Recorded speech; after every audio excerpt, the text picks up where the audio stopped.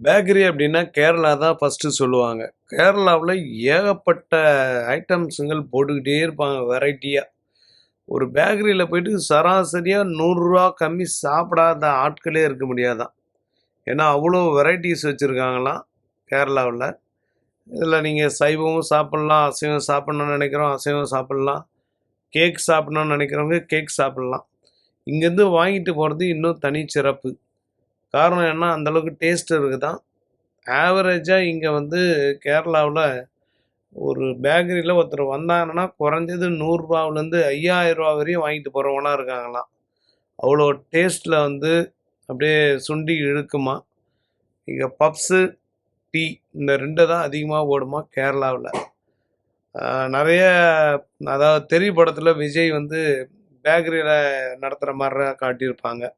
இங்க கேரளாவுல bakery famous.